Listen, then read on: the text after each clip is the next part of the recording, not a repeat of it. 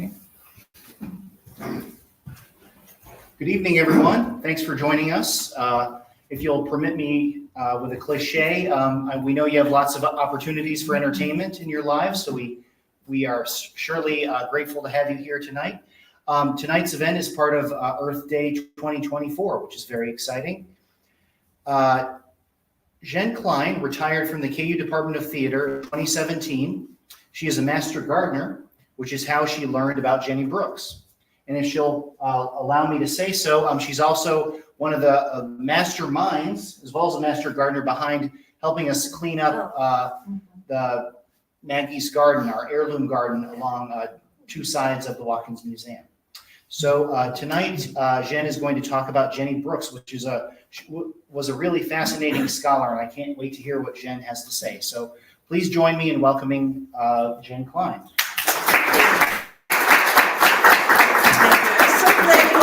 I really appreciate seeing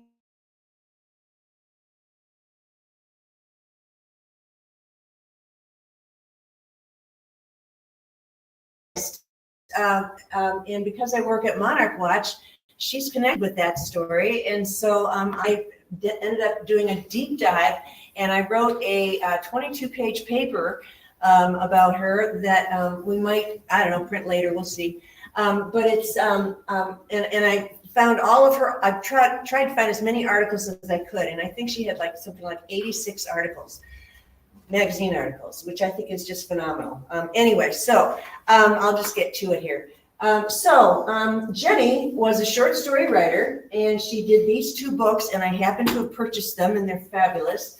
So you can read these books online. You don't have to buy them. But I do want to point out that my copy of Under Oxford Trees contains handwritten notes by Jennie to her friend Jennie. Okay, so her friend Jennie Ritchie, who I think was Jennie Logue Ritchie, I think was a Oxford alumni. Or, around, I think after Jennie Brooks got her degree. But anyway, and she pasted in her just the headshot of the main photo that the Lane Libraries in Oxford, Ohio were gracious enough to allow me to use. So they actually do have a photograph of her. It took a long time to find one. Anyway, it's really delightful. And as you can see, I'm a Post-it person. So I have all sorts of notes and reading all of her art magazine art. So basically, and then the other book I should say is Quest of a Bird Lover, and this one is pretty basic. I paid the usual price for it, but again, fabulous content. And so basically, she wrote about 86 magazine articles. 21 of those articles are in Under Oxford Trees. 18 are in Quest of a Bird Lover, and then plus 47 other stories in other various assorted magazines. And so I created an appendix of all the articles I could find purely online, okay, whatever was hanging out in archives. And she was just incredibly prolific. And so since I like to write as well, I just feel a kinship with her for that reason. So she was born in 1853 in Cincinnati, Ohio. But her family moved to Oxford after the Civil War, and unfortunately her father, who was a Civil War veteran and a Harvard graduate and educator, he died shortly after the family moved to Oxford. So she lived with her mother, sisters, and this is the house. And then, as I say, she graduated from Oxford Female College, which it was technically was not part of Miami University, but it's just west of the Miami University campus. Okay, so they were right on the edge. And she began watching birds with her mother from what she called the Thrums window, which is a garret window. So it's like these guys up there. Those things, and there's some on the other side and so forth. So I can't remember which direction this faces, if it faces the campus or not. But in a lot of her stories, she talks about seeing the birds, fly into the campus, and then of course she would take walks through the campus and so forth, and study the birds there as well. So, so her first articles were in a magazine called The Interior, 1894, and it was a Chicago magazine. So she was publishing somewhat regionally in the area. So she lived at 1300 Haskell Avenue. Picture 1300 Haskell Avenue, folks. It is part of what's called Haskell Row. 3 homes on Haskell Avenue that were built by James G. Haskell, who was our famous architect, who designed the courthouse across the street, lots of state capitol, lots of buildings on campus, etc. Okay, so they lived on the 1300 Haskell house, the first house, right along Oak Hill Cemetery Road. Okay, and that's a modern photograph of what the house did look like, but it gives you a sense of it was a 2-story house, and she talks about the porch and so forth. So she lived, and she called it Sunnyside, and because her mission was to enliven mankind.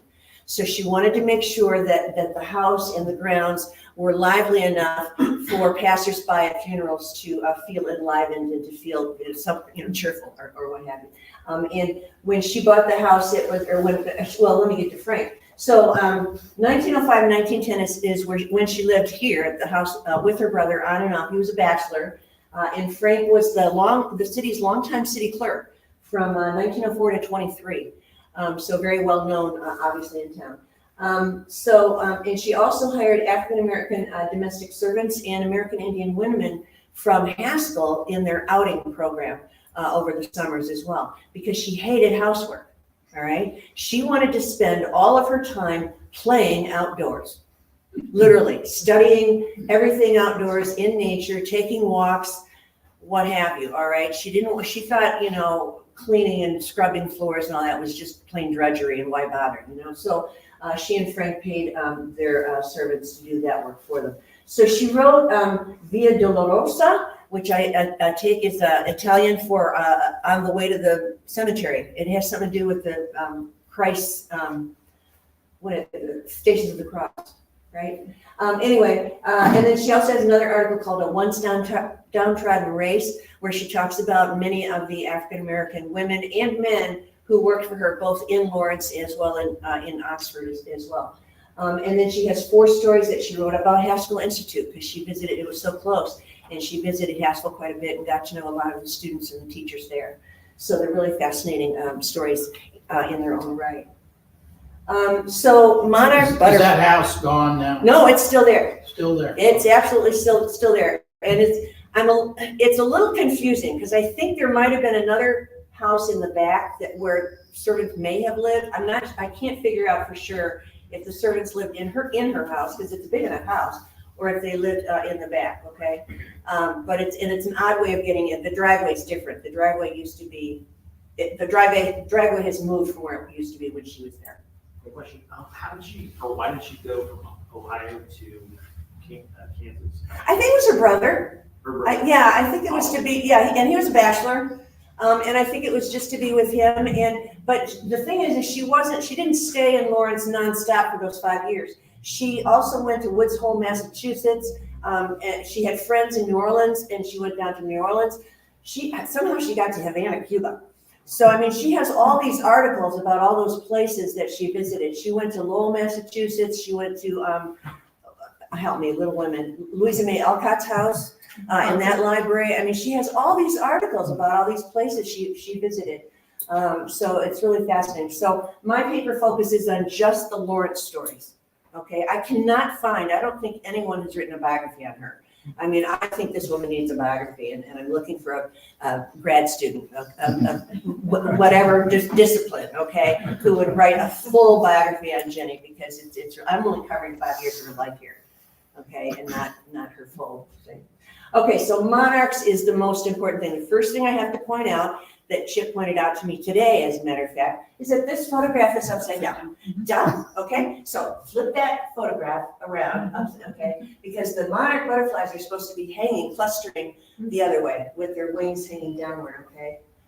All right, so imagine that, but I couldn't flip it, it was weird. Anyway, so she witnessed 2 migrations of monarch butterflies in her yard, if you picture that huge yard expanse in front of 1300 Haskell, in mid-September 1906 and mid-September 1909, all right? And she'd never seen anything like it before. It was astonishing.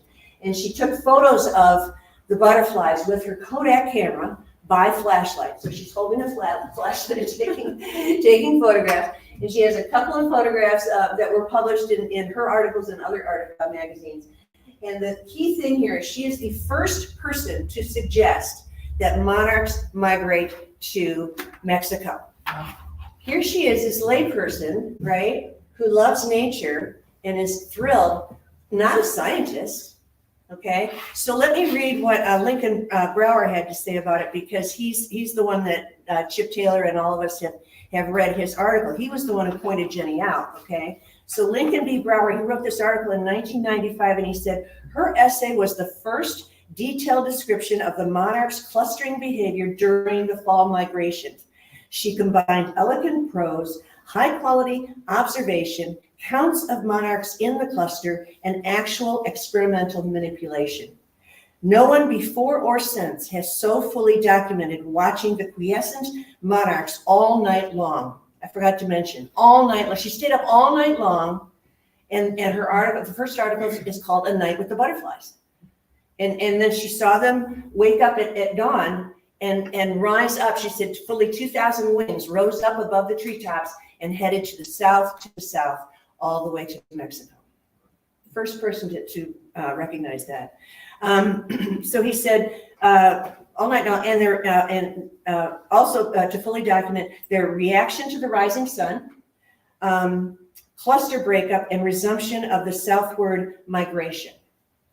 And I want to point out here that Mrs. Maria Martin, one of her servants, also witnessed the migration with her and said, "Oh heck, Missy, I've seen that a million times down at the run." So if Maria had been able to read and write, I mean, she could have written articles about it as well. But Jennie was the privileged white lady here. So that's really major. So she also wrote a second article called "A Butterfly Flitting," which also has this upside down photograph. Or no, I think the upside down photograph is in Shannon's article, as I recall. And then she wrote a third article called "Migration Among Butterflies" as well in 1912 after she left Lawrence. There might have been a fourth one, but I couldn't find it in McClure's magazine. So I think the newspaper reporter got things wrong. But anyway, so that's her really big claim to fame, and that's why Chip Taylor is doing a blog on Jennie Brooks for Earth Day. So hopefully is it going to come out tomorrow, I guess? I think so. Okay, so if you don't already know Monarch Watch, folks, you need to know Monarch Watch. We have our very own executive director here, right here, Kristen Baum, and Ann Ryan, who works with us, Master Gardeners, who work at Monarch's Way Station #1. How many of you have already been to Monarch Way Station #1? Yay! Okay, all right. Please, if you don't know where it is, go find it. It's over on West Campus behind Foley Hall. All right. And go there and enjoy it. And so it's the first, Chip Taylor started the Monarch Way Station 1992, Monarch Station #1, and Master Gardeners, created this garden, if you may not know, in the shape of a monarch butterfly. And added, pasture and all sorts of stuff around the edges, other sides of it and stuff, which is very cool. And there are over 44,000, is it 44 or 46? 47,000 Monarch Way Stations across North America and the world, or just North America, the world. Yeah. So if you haven't registered one yet, you get one in this year, you might get the 50,000th one. Okay, got it? All right, so think about that. Okay. So that's what got me turned on to Jennie. I thought, my heavens, she's connected to Monarch Watch? Jeez. Okay. So she's primarily, I have to say, she's primarily a bird lover, okay? And so, and again, both of her books have bird stories in them. So I'll just briefly talk about 5 of the bird stories that she talks about in Lawrence. Before the Storm, which I shared with Catherine Tuttle back there, is about a winter storm when she's staying overnight at Eleanor Henley's house, located at 713 Louisiana, which used to be your home. And Catherine has an article coming out on the Henleys in the next volume 3, correct? Of Embedded Lawrence, so be sure to catch that. And again, she talks about this aristocratic avenue, in Old West Lawrence and so forth, and tells the story about feeding birds on an umbrella tree, which is a catalpa fungi. Help me. Yeah. Fungi, I always forget how to pronounce, GEI, That's okay, that's one of the catalogs. right. So, but it's literally, it looks like an umbrella, all right? So she talks about all these birds showing up on these umbrella branches and so forth in the dead of winter. The flitting of the wrens is another great story about, she had never fully understood how long it takes for wrens to build their nests and then to have their babies and then the babies grow up and they fly away. So again, this woman would study day by day, week by week, and take all these notes about exactly what's going on. And after these wrens left the nest, she took the nest down and she measured it, and she's trying to understand it and see what it's composed of, and wondering why did little baby wrens need such a huge circumference of a nest. I don't know, but she was, again, a curious woman who was looking all this information up. Chronicles of Summer is about a little crow, fledgling crow by the name that she named Billy. And Billy fell out of the mother's nest during a huge windstorm, and the other crows were ignoring him and wouldn't, hang out with him. And so she ended up taking him into the house and feeding him. And she would call KU all the time to find out how come he's not eating the bread. Well, the bread's too hard. You have to use salt wafers. So she would use the crackers instead, soaked in milk, and got him to eat. Okay, so she's learning more things about birds as she goes on. And of course, being the crow, he kind of wrecked things in the kitchen, like he would steal things that he wasn't supposed to, right? Because he's a crow, all right? And Real food. and eventually she decides, okay, he's grown, he can eat worms now, he knows how to get worms, so she let him go in the pasture and so forth. The aliens is just the nuttiest story. I just can't get over.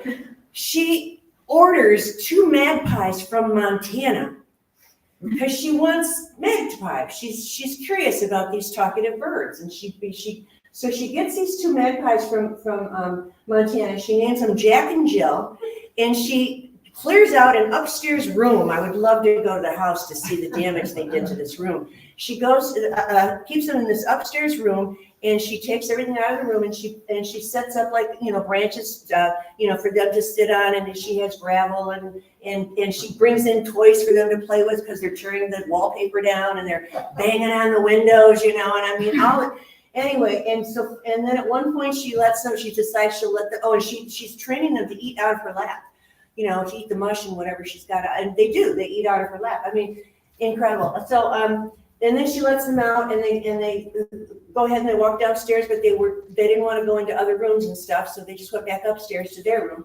And anyway, just a fascinating story. And so finally she realized, obviously they get mature, okay, and they just can't live there forever. So she calls KU, and they recommend that she, release them, but she was worried about releasing them near Sunnyside because she thought they could be killed, in the city. And so they recommend taking the magpies down somewhere past Blue Mound, 8 miles past Blue Mound.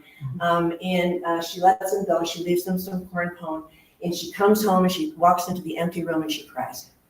And a few days later, a farm woman calls her up and says, "I found your magpies. They walked up to my porch and they ate out of my hand." And she said, "Will you continue feeding them, please?" And she said, "Absolutely, we'll continue feeding them." And Jennie leaned her head against the telephone box and cried again. So, these are her babies, right? These are her major pets, a major love.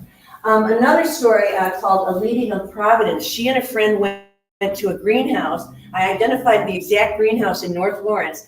And what happened is she discovered this cardinal trapped inside this small cage. He was all bloody. He's trying to escape. He can't get out. And she's just, beside herself about what a horrific thing is happening to this bird. I've got to save this bird. And so the short story is she managed to convince Mrs. Jessie Hicks, who was the mean lady who did it, please let me buy the bird for a silver $1. And she also threatened, they got books, judges' books from downtown, I'm not sure which judges or Mayor George Barker was there, et cetera, at the time. And so they were threatening the law against this woman if she didn't turn over this bird, okay? Because they said there were bird laws. Anyway, so the judge and Mayor Barker and another lawyer and stuff were thrilled that she managed to rescue this bird and get him out of the cage. And she took him back to Sunnyside and and they released him into the woods. So songbirds, protecting songbirds was one of her major initiatives. So at this time, a lot of young boys were killing songbirds and destroying their nests every spring. That was the thing boys did, right? I don't know if they still do. I hope not. Anyway, she would catch these boys and then she would threaten them with jail. You know, she would act like she was the warden or something and you know, put the fear of God into them. And I think she knew Louis Dyke, and she may have heard his lecture, I'm not sure. But he urged societies to protect birds, right? He was also, as you all know, a nature lover. And Miss Brooks also promoted a lecture by Leander S. Kaiser, who also was a birdman in Ohio. So I sense that she, he had written some bird books there. So I'm not sure if she brought him in or Humane Society or what, but anyway, she promoted his lectures and so forth. And then later, Dyke became the state fish and game warden in November 1909 and persuaded the Kansas legislature to pass the Audubon Law in 1911. And that particular law was forbidding women to wear bird feathers in their hats, which was a huge national campaign, right? And so it happened here as well. So another article she writes is called Flower Gardens and River Floods on the Banks of the Kaw. So here she talks about her neighbors' flower gardens. I actually tracked down which neighbors she was talking about from the city directories and stuff. It was very fun. I just enjoy digging deep for details. I've got to know. Anyway, on Lee Street, 13th Street, which is where she was, the intersection she was at. And then she goes on to explain the June 1908 flood, which was a little bit worse than the 1900, I forgot. The one before 1903? 1903, yes. I think it was darn close to the 1903 flood, which had been the biggest flood at the time. And it was really something. So she tells stories about that flood. And the fact that Sunnyside was up on a hill, on Park Hill, right? She was the dry spot, okay? And all the other neighbors are in the low-lying areas around her, and they're all coming to her barn to put their livestock and themselves, to rescue themselves in her barn. And the water was over the fences, okay? So there were boats actually rowing over neighbors' fences in that neighborhood. And then she also joined the crowds who watched the floodwaters at the Kaw Bridge. This is a classic photograph of those folks watching it. She tells stories about, seeing 3 rabbits on a log. There's a whole news story about the 3 rabbits on a log, going down the Kaw, the flooded Kaw, and all these other, incidents and stuff, chickens and then she's hearing birds in the trees, and they're fine, because they're not in the floodwaters. But anyway, it was really an amazing story. And she also talks about Addis Island. Do you folks know Addis Island? Anyone know about Addis Island? Believe it or not, so if you're driving across the bridge heading north to North Lawrence, and you see that sandbar on the right side, that's the remains of Addis Island. And it used to be around, do you know about it?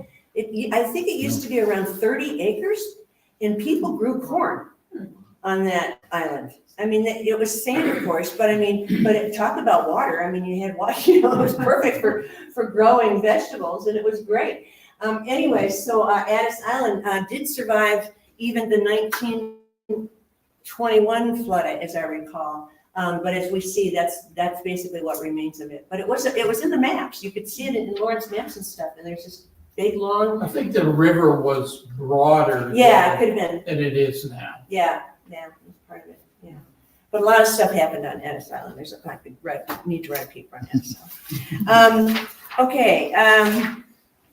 Right. So let's move on to some other Lawrence stories she tells. So she also dealt with a bee swarm. She was out hanging clothes on the line, and a bee. There was a swarm right on a pear tree, and she froze, and she's just watching it like at arm's length. I mean, it's right there, and neighbors are calling for a neighbor down the street and stuff. Oh, wait for him. He'd come. He can handle the bees and stuff. And by the time he arrived, the bee swarm had dispersed and stuff and left. But it was a pretty scary story, She also talks again about Oak Hill and about people who passed by and flowers and making sure her porch looked great, for the people passing by with the funerals. And she herself, of course, would go to cemetery and lay flowers at graves and so forth. She tells another great story about, this is actually, it's a fun one. They're all fun. I don't know. Okay, so she's bird questing one day in June. She comes upon her neighbor Mary, the gardener's wife, sitting in the porch in tears. And evil speakers had talked scandal of her cow by saying that Timothy had tuberculosis. Then Jennie says, "No matter, Mary, do not be troubled. Nothing is worth making yourself ill or getting angry about. Nothing. Why, I am never angry." Well, soon after she consoled her friend, she walked, continued to walk, found an empty nest with 2 belligerent birds chasing boys, and then she got really furious, right? So she hurried back across the brook, up the hill to Mary's house. She called the game warden, and she let out her vials of hottest wrath. And then when she looked into Mary's awestruck eyes, the full meaning of it came over us. And tears for Timothy and tears for the birds were promptly mixed with tears of wildest laughter. To preach is so easy, but to practice, there's the rub. That was a great story. Another story she told is the Kansas Rangers were having their state convention in Lawrence, and she woke up from hearing all the vehicles that were parked right across the street from her, and because it was a state convention, they were giving tours to the Grangers of KU and Haskell Institute and so forth, while they were in town for the convention. And so I guess the Grangers, some of them came in the house and stuff in her dining room and were chatting and so forth. And one of the things I thought was most interesting is how these Grangers were talking about how March is now like April or May in terms of when the flowers bloom. And of course, it made me think about climate change, and about how, our February is spring, and then our March turns into, I don't know what that was. And it was partly summer, right? And then April, it's like this week it's cold. It's going to be down to 30 some degrees tomorrow night. I mean, it's just crazy. And I thought this was interesting in 1907 of, what the farmers were saying about Kansas weather. So, had a great deal of compassion for humanity. Okay, she cared not only about nature but human beings, of course, as well. She visited the county poor farm, which was the site of Reverend John Stewart's Underground Railroad Station. Judy Sweets has a fabulous chapter in the volume 2 of About Lawrence that gives the whole full history of John Stewart and the Underground Railroad there. Okay, really important story. She also volunteered for the Associated Charities, which is today's Social Service League, right? And specifically, she helped arrange for a Christmas tree and gifts for many of the poor farm residents. The tree was donated by Bartelby's. That was nice of them. And gifts and so forth. She, along with Eleanor Henley and Alexander Monroe, were credited for starting the movement for building better buildings for the poor. And the cornerstone for the brand new county hospital, Poor Farm Hospital, again, was laid in October 1910. And she was among the folks credited for caring about, making sure people had a decent hospital to go to. She also went to some KU lectures, and Dr. Lyman Abbott, a congregational theologian, was one of the men who came for a lecture, and she really appreciated his because he talked about the fact that Jesus went to the birds and flowers. Well, of course, that just triggered in her, and confirmed everything that she was doing and what she was about. Another man who came was Wilfred Grenfell, who was a missionary of Labrador, and there's whole other stories about that. But she was also the house mother of I think for about an academic year, at the Pi Beta Phi sorority house, and she hosted both of those men at the sorority house, and the women were quite excited that they got to, host some famous speakers who came to Lawrence. So that was a pretty neat thing. Okay, so this is probably one of my favorite stories just because I'm a former theater prof, okay? So she and a friend are downtown here at Eldridge. You can picture all that, right? And they meet up with this little 5-year-old child who's like really bright and talkative, and she's so cute and wonderful. And so they asked the child if she'd like to go out for a country ride, and her mother said, you may have, if she wants to, yes, and the mother gave permission. Okay, so they took the child they took the child to Sunnyside, all right, and they get to, 13th and Haskell, and all the children in the neighborhood are waving, and the little girl thinks they're waving at her, right? But they're waving at Jenny because they know Jenny. But so there's the child said, "My name is Elise Hackett," and she thinks they all know her, right? And know her, Elise. So anyway, she and Frank bring her to the barn, and she cuddles baby chicks, and she wants Jenny's black cat and all this stuff. It's really good because the kid lives in New York, right? And she doesn't get to see animals all the time. She doesn't own any animals. So they finally decide, all right, it's getting dark. We need to, get back because we promised Mom we'd bring her back. So they get back to the Eldridge Hotel, and there's an excited youth who stops them in the street, and he says, I have to read this. It's just too funny. Is that Mary Mannering's baby? Take her straight to the theater. Her mother is almost frightened to death about her. She can't go on with the play until she sees her child.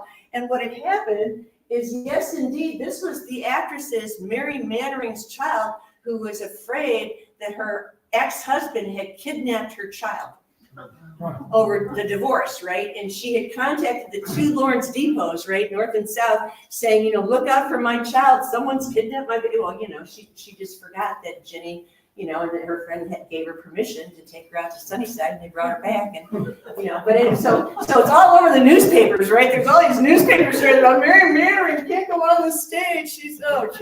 Anyway, so Jenny says, as for Jenny and her friends, she said, sorry enough we were that our prolonged stay caused the mother pain, but nothing else will ever mar the remembrance of one happy hour for the little city girl or take from our memory our glad delight in a charming child. Here's just the funny one. She also told, I mentioned she visited Haskell a lot and wrote 4 articles about Haskell, which is great. Also interviewed 2 Quantrill raid survivors, and because she thought that was an interesting story, like as most of us talk about. She also was a chum of Mrs. Margaret Usher, who lived at 1425 Tennessee, which is a frat house. And Mrs. Usher, her husband, John P. Usher, was President Lincoln's Secretary of the Interior. Okay, so after he had passed, Margaret is in her 80s or 90s or something, and Jenny's visiting her at the house. And on 2 different occasions, Mrs. Usher showed her some very, very special gifts. One of which was some dried camellias that had been on Lincoln's coffin and had been saved for her and encased in glass as a gift to Mrs. Usher. And also 2 locks of hair from the head of President Lincoln and Mrs. Lincoln, obtained by their son, Tad. You can read a whole article about that. It's really fascinating. Okay, after Lawrence, so here's Frank, who's been a bachelor all his life, right? And at the age of 63, he decides to get married. He marries Effie Rodell. Okay, I know, Frank, he was a bachelor. Anyway, so I think, I can't prove, but I think, I just assume Jenny must have gone to her brother's wedding. I mean, geez. But anyhow, at some point in 1910, she returns back to Oxford to prepare her first book that comes out in 1911. And I think she's writing more short stories as well for her second book and more magazine articles. There's again a long list. And she visited her brother at Sunnyside one last time in the fall of 23 for 1 month before he passed away in 1925.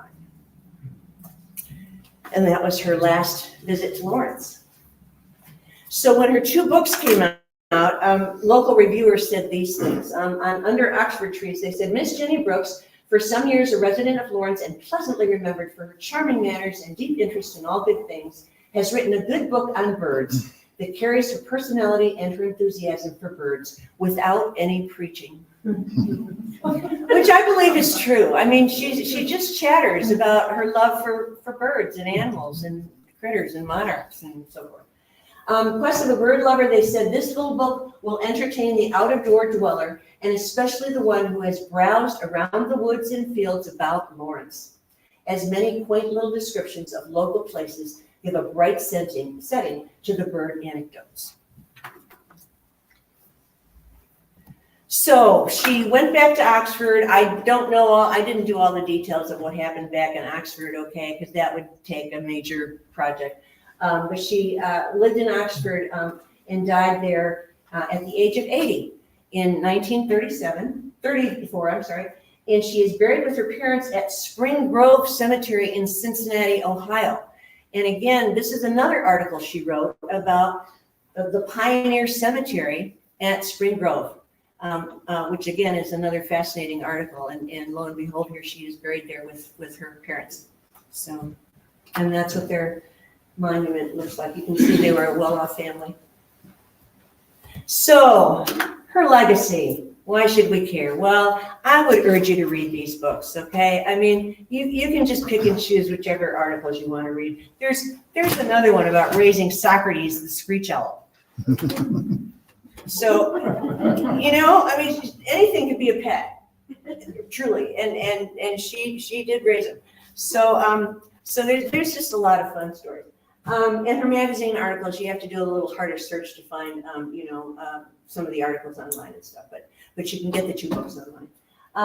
And think about her presence. I mean, again, she had such a sensitive sense of place in Lawrence, and she really paints the pictures so beautifully of, each experience she has, where she has it, and all the various locales. So, every time I drive by 13th and Haskell, there's Jenny, and I can see the monarchs flying off the yard. And again, care for all people in our natural environments and historical places.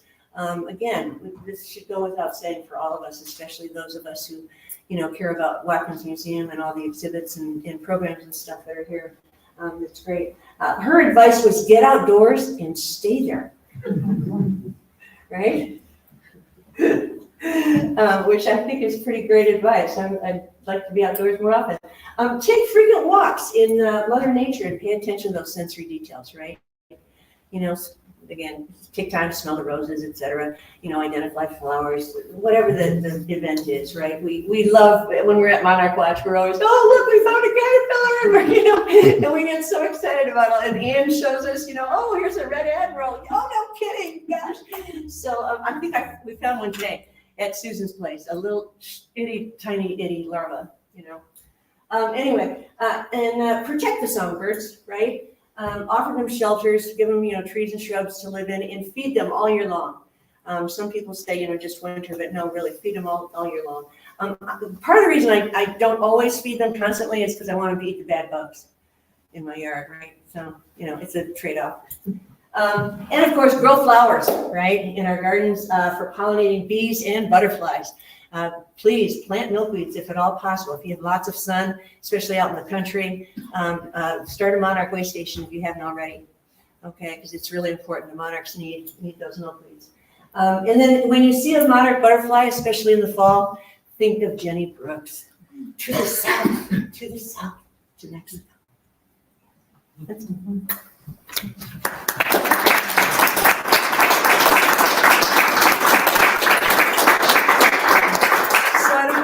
anyone has any additional questions or comments about anything that was raised here?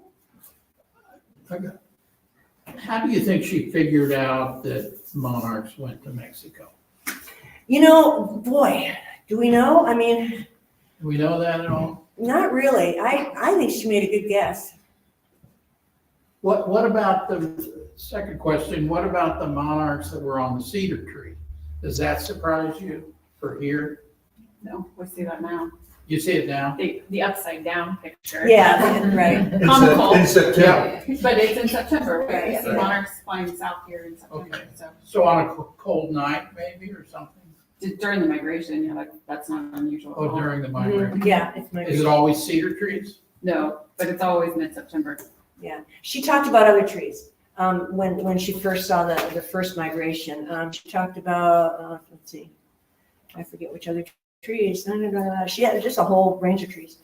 I've found them under bur oaks. We've also found them a bunch out in wetlands and cottonwoods. Right. And It's kind willows. of hard to say. So a lot of times it's one of these protected areas where they kind of have a heat island underneath it if it's a particularly cold night. Jenny mentioned hanging from the lower branches of elm, maple, spruce, and pine trees in the yard. But I think that the cedar, the eastern junipers, she considered to be extra special because they came back to that one, and she thought they were doing it for her. So did you find anything that had actual numbers that she took? Because we don't really know how big the migration was. Right. Well, that's why it's important to read her article. I mean, you can read A Night with the Butterflies, and it's a chapter in the under Oxford books that you can read online. I didn't go into all the details that she went into because it's long.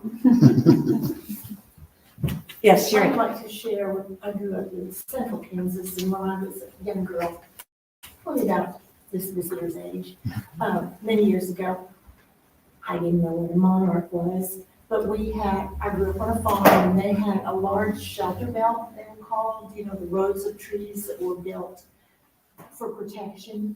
And 2 summers, late summer, we were out, kids roamed everywhere. There were thousands, literally thousands of monarchs towards evening on those trees.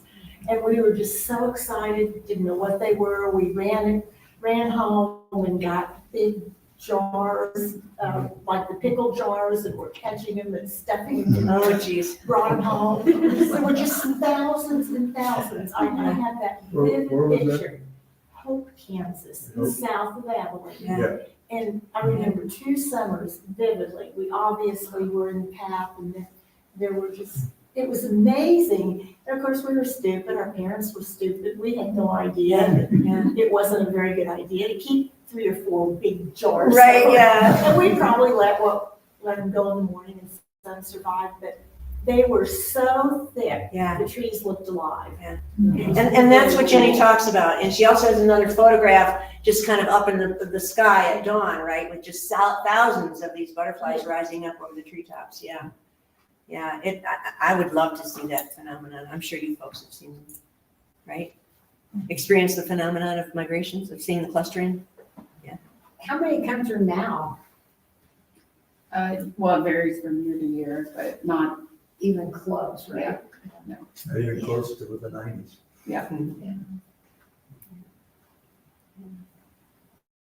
Yes. Did she get a degree at that college? Just your bachelor's. In any particular study or? I did do a little research on Oxford's early curriculum, and it was very liberal arts. And the other thing that struck me about this school, again, it was in the beginning, it was an all-women's college, and it was non-denominational. Jenny's own religious affiliation was Episcopal. And you saw in that front photo how, she's wearing a cross. And, oops, wrong one. I'm going the wrong way. I don't know if you can see it. Yeah, there it is. And I don't know if she's reading one of these published books or some other book. Anyway, but so she was a very religious person. But it sounded like, at the time, again, 1870s, it sounded a lot like, you do a foreign language or several foreign languages. There's literature, there's some basic science. I don't know to what extent there was like biology or how thick they got into like botany or and certainly entomology. When did entomology become a science per se? I mean, was it as far back as Linnaeus or is it? Like a separate discipline, yeah. Yeah, as its own, or maybe Chip, I think, mentioned like the mid 1800s, I think is what he said, is when it started developing as a science. So I mean, I don't know if she might not have had, detailed science classes. And heck, what else? Probably, Greek, Latin, French, math, history. Thank you so much, Jen. This is fascinating. 2 questions. When you talk about her books of short stories, is it really nonfiction stories then? Yes. Yeah, okay, so that's, Yeah. she's really writing about her experiences. Yeah. And then my second question is, do you know which KU faculty member she was consulting with? I mean, was it Dyke or? I know. Yeah. Well, Good get, you know, she would just say, oh, she called the KU curator, and I was trying to figure out who was the curator that year. And I don't know if she was talking to Dyke or if she was talking with natural history students, you know, or. Probably the. Maybe somebody Snow. in the natural And- Snow. Well, she did meet Snow. We know she Yeah. talked to Snow for sure, because she talks about Snow in the night of with the butterflies, okay? But, and that's why I'm guessing she probably knew Dyke, but I don't know how well. I mean, I can't prove if she went to his lecture or not. Well, about Snow would birds. make more sense, I guess. Yeah, I mean, so, I mean, I think she knew several, you know, she had some connection, yeah. But I kept trying to nail down that too. I wanted to know the exact person that you talked to on the phone, you know? Because again, the telephone boxes, right? We're in the early 1900s, okay? We're still, you know, answering the phone by a telephone box on the wall, you know, Snow funded the museum yeah. with collecting large tiger beetles in western Kansas at $25 each. Mhm. And one of the things I did look up, again, I was reading Snow's 1875 catalog of butterflies and moths of eastern Kansas, because he, you know, that far back. And I could not find, I was telling you at the beginning, I couldn't find the Latin term for monarch, and he might have been using an older Latin term that changed later, and I probably need to go back and look at that. But I did go to the Dyke Museum of Natural History to look up and see if they had any monarchs, and they do have monarchs. So I don't know if they were the monarchs that Jennie brought to him, right? Mhm. But they did have at least one monarch specimen. They've got a number, but that was found in Douglas County, but it's not dated. So I don't know, you know, where the museum got, when and how the museum got it, but they do have a monarch, so. Yeah. How well known is she around the country? See, I think she's part of the thousands of people, men and women, who are writing books about nature, writing books about birds, about animals, about naturalists, yeah. And it was this huge movement in the progressive era that I think began, well, you know, Teddy Roosevelt, and we got the national parks, and we've got John Muir, and I mean, it's part of that much larger movement that's happening everywhere across the country, that we need to save our wild spaces, and we need to save our animals and our creatures and take care of them and not kill the songbirds. And it was a big deal, naturalists in England during Victorian times. Yeah. Lots of people made collections of things. Yeah. It was very common. Because when I was trying to find her particular articles, a lot of the magazines that she was publishing in would also say, oh, here's the articles of the month. And there were long lists of all these people, again, writing articles and books about nature, you know, and all its various forms of zoos and whatnot. So, I mean, she was part of, you know, and I think that's part of why there's no biography on her, because she was kind of ordinary in that sense, right? That she was part of hundreds of women and men who were writing about nature. So, Did you, Go ahead. can you cite any of the journals that she was submitting her articles to? Were any of them local? Were they? No, these are all, okay, so I spent a great deal of, I had so much fun. I spent a great deal of time finding all of her articles. I found 86, and I'm just saying she wrote at least 86. Who knows how many she actually wrote. So in the back of my paper, I can easily share, I list all the articles that are in both of the books, okay? And then she mainly wrote for a journal, a magazine called the Western Christian Advocate out of Cincinnati. That was her main publisher. And they were associated with the Episcopal, is it Methodist Episcopal or Episcopal Methodist? I forgot. But they're connected with that, and I think that in Cincinnati, and it's right there, you know, her hometown. So she wrote quite a few, published quite. Methodist Episcopal, okay. I think there was a split at some point or something, and that's why there's the two names. Anyway, so she's got so I list, you know, all the articles she wrote in Lawrence and which magazines they're published in, and then she's got 20 additional articles that she published in Western Christian Advocate out of at Cincinnati. She also wrote poems, okay? So I didn't dive into all the poems because I had to draw some lines here.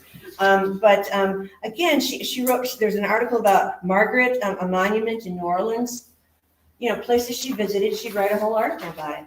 And she has another fabulous article about Lorenzo L. Langstroth. Is that a familiar name?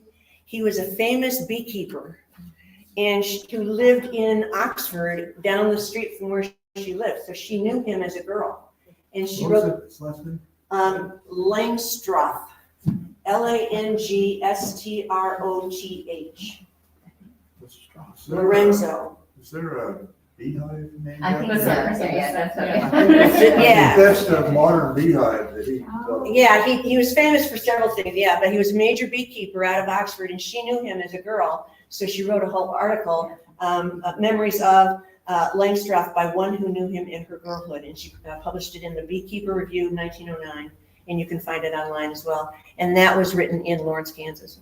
They use that distance between the deals, the frames.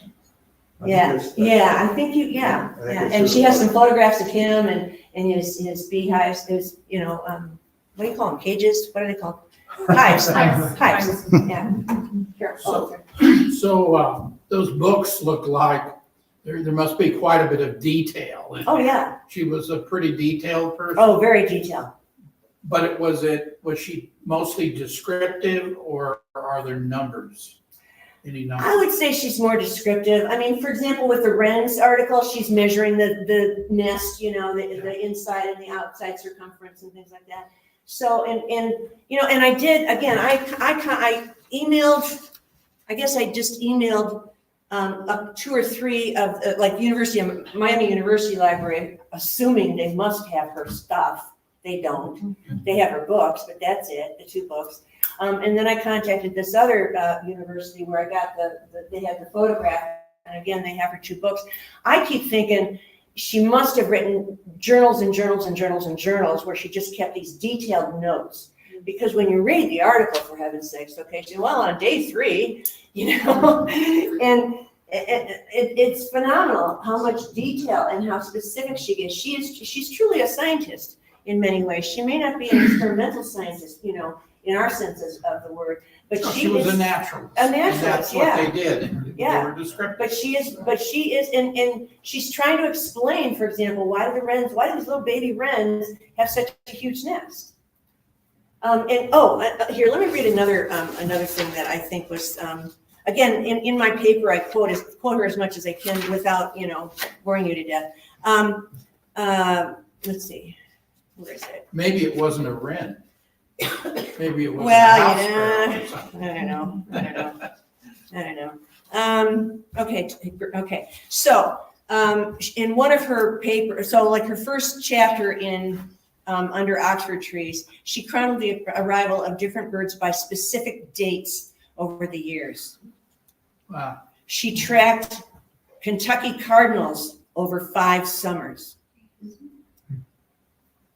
I mean, on and on, okay? And again, so a lot of what I did, a lot of what my little notes are here, is trying to figure out which stories are based in Lawrence and which ones is she talking about Oxford. And a lot of times she talks about the campus, and she's not talking about KU, she's talking about Miami. That's across the way from her house. Yeah, Yeah, Carol. I think you're gonna need to write the biography. No, I think you No, really need to reconsider that. It's way too much to do Oxford, okay? I'm sticking to Lawrence, all right? I got 20 pages of Lawrence here, so but let me read this one thing she wrote. She said, as she explained, nearly all of my own bird observations were made before I ever saw a bird book. Her meticulous bird studies required, quote, an infinite patience, a willingness to sit or lie and wait and watch through hours, days, weeks, years for the development of bird plans in lovemaking, in nest building, in training their families, and in migrating. Thus, if the song of a bird is in your heart, if the marvelous colors of the birds stir your sense of beauty, if your own troubled soul can and ever will rise on the wings of gladness from earthly woes, then in you will be and is kinship with the birds. So you get a sense of her style of writing, you know. Where can we read your article? Good question. Should I just send it out to folks who want it? Just email or, It's you know? your choice on whether to do that or Yeah, not. It's your property, your public Yeah, work. yeah. I brought a few cards, or, you know, I've got my email. You can write down my email, whatever, and just ask me, and I'll send you the draft, or you know, the copy. I've proofed it. It will help to proof it, and then I added Chip's footnotes to that area, you know, in the Monarch part and whatnot. So yeah, she's just so fascinating. You know, I just had so much fun studying and reading all about her. Kathy. And Jen, you and I talked about how there's not enough recognition of the historic women in our community by statues, by placards, by whatever. And I just wonder whether, if we've got the Monarch Watch people here, but whether there should be some, you know, designation of her, maybe at the building, or, you know, so, you know, I know she was born in Lawrence, but Yeah. she seems to really deserve some. I know, I'd like to get permission to put I have a long list of historic markers I want to do in town, okay? I mean, geez, lots of deserving folks, no matter how small. But I would like to do one on the property at 1300 Haskell, in the front yard somewhere. It wouldn't have to be at the house, but somewhere out in the yard.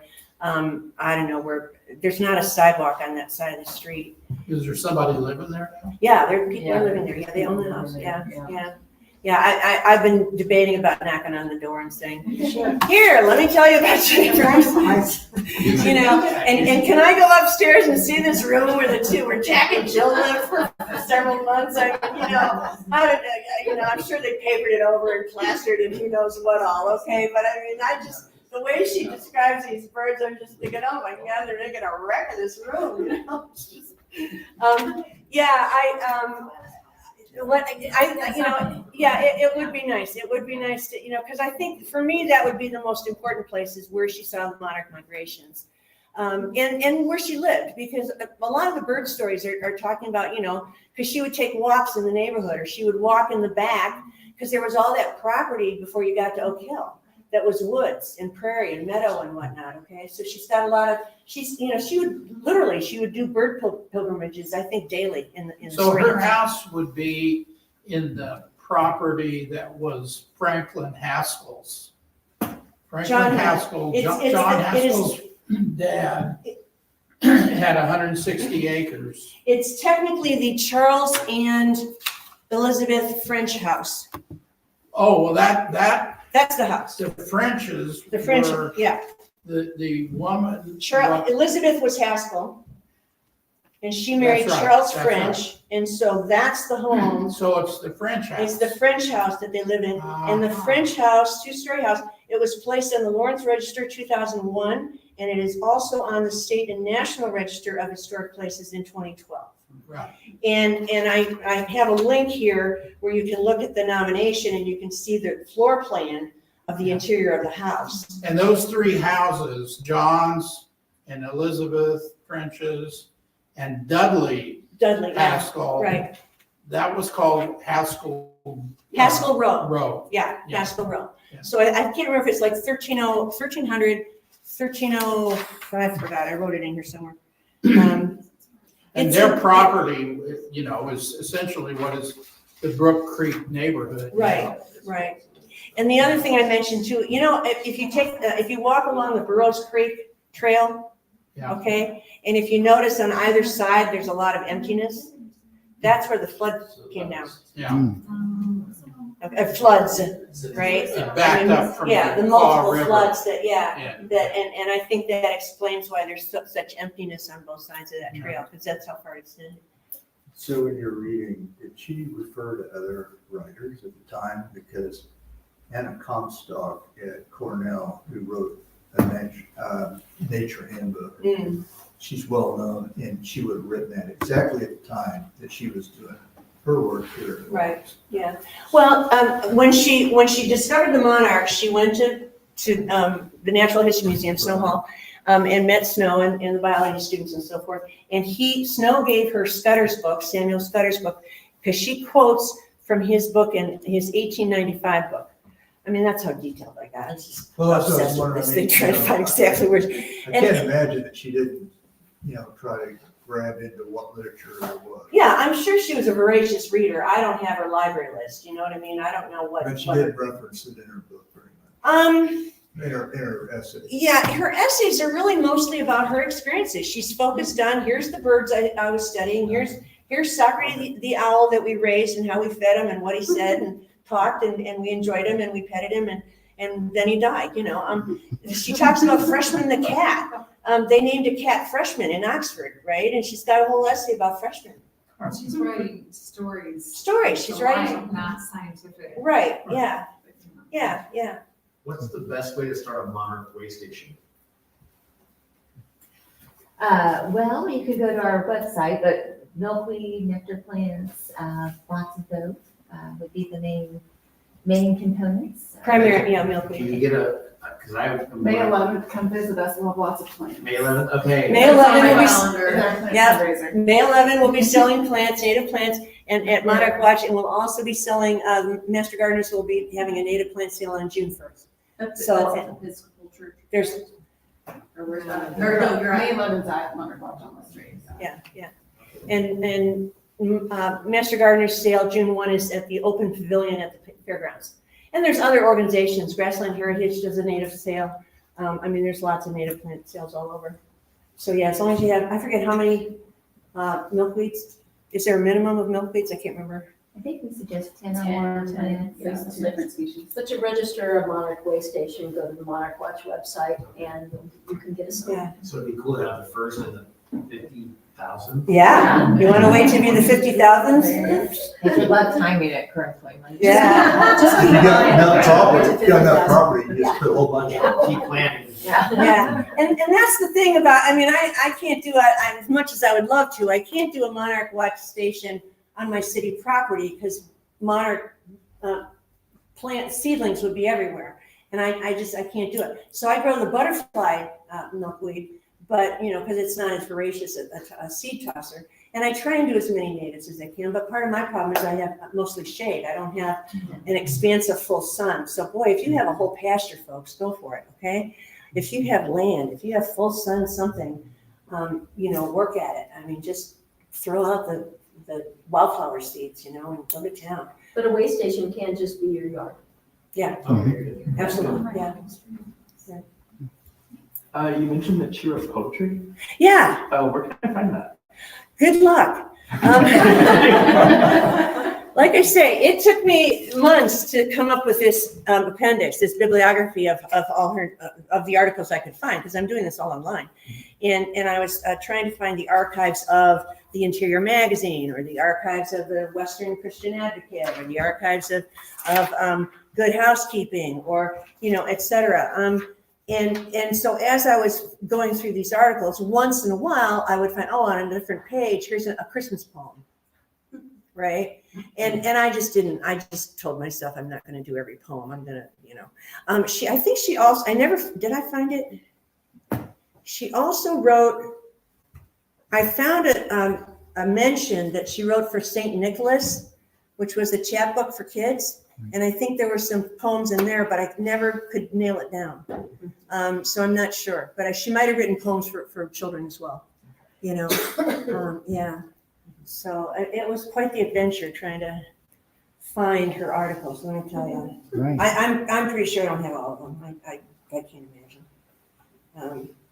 But yeah, I'll start, it's just everything. Salem, she wrote about Salem, Massachusetts, well, I don't know. Carol, did you have a question from? I think we discussed it. Oh, okay, all right, yeah. I just, when I get obsessed with somebody, I just, I get obsessed and I just keep going. And I just found her to be so fascinating. I think, I don't know, I feel a little kinship with her, partly because she never married. And she devoted her life to caring about people, plants, animals, nature, monarchs. Even though I don't think she herself was much of a gardener. She talks about the man of the house, which it was her term for Frank.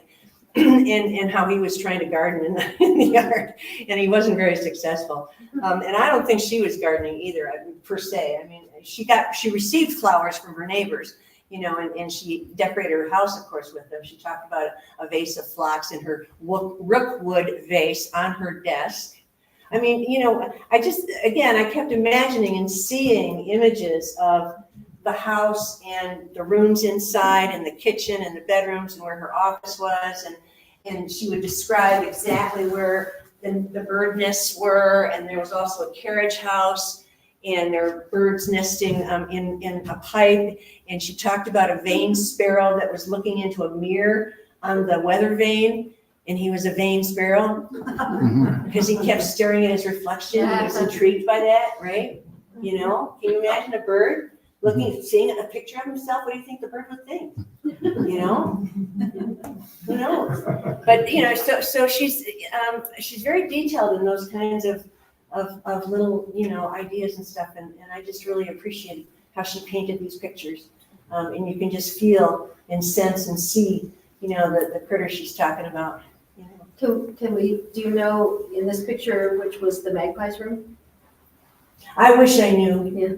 Like I say, I found the floor plan, right? And I can make some guesses, but I don't know which, because there were also times when she herself was sick and she had these servants who were also nursing her. So I don't know if she was downstairs when she was sick or if she was upstairs in her bedroom. She talks about Mrs. Martin making her quilts, for every bed in the house. They bought the house furnished, right? Because Frank's a bachelor. He didn't own any furniture. I mean, that's the other side of the story that I think is so fascinating. He was a friggin' bachelor. I mean, he just, and he had servants taking care of his laundry and his washing and ironing for him all those years. And he needed Jennie to, but then she didn't want to do the housework, so they hired all these servants, So yeah, because she talks about looking out a window and seeing this and that, and the porch. She talks about the porch a lot. I think there was a hammock there, and she always wanted it kept swept. And there were easy chairs for the lazy folks she talked about, and she always wanted the porch to look its best for, again, passersby, going past the house on their way to Oak Hill. It's pretty cool that she had an air conditioner. No, she remembers that. And again, I didn't put the floor plan in the paper, like here's the kitchen or the parlor but because partly is of course the nomination is written later, so I don't know, what was actually original to the house back in 1905 and what wasn't. But again, Frank bought a furnished house, and he bought it from Eliza White. And Jennie talked about the White Cottage. And, oh, geez. Just little things, the way she words stuff, Yeah. Where did I put it?